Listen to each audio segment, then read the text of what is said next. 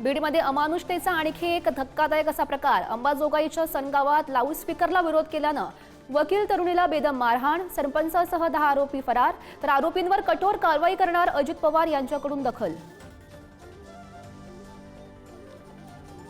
यवतमाळमधील भीषण पाणी टंचाईमुळे लहानग्या मुलीचा मृत्यू, कपडे धुण्यासाठी नदीवर गेलेल्या 12 वर्षीय मुलीला गमवावा लागला जीव।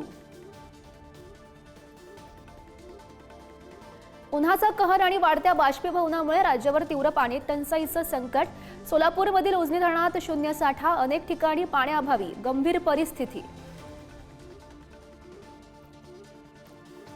शाळांमध्ये पहिलीपासून हिंदी सक्ती करण्याविरोधात मनसे आक्रमक, मनसैनिकांकडून शासन निर्णयाची होळी, तर आम्ही हिंदू आहोत हिंदी नाही, दादरमध्ये मनसेची बॅनरबाजी। वकील गुणरत्न सदावर्ते यांची मनसेविरुद्ध तक्रार, राज ठाकरे द्वेष पसरवतायत, त्यांच्यावर गुन्हा दाखल व्हावा सदावर्ते यांची मागणी, तर सदावर्ते विदूषक मनसेच्या यशवंत किल्लेदार यांचा पलटवार।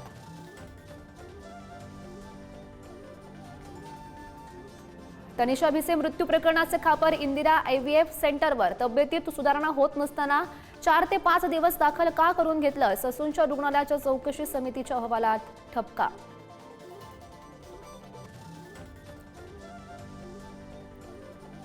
बुलढाणा जिल्ह्यातील केस गळतीचं संकट संपेना, शेगाव, खामगाव, नांदुरा तालुक्यानंतर आता केस गळतीचा मेहकर तालुक्यातही शिरकाव।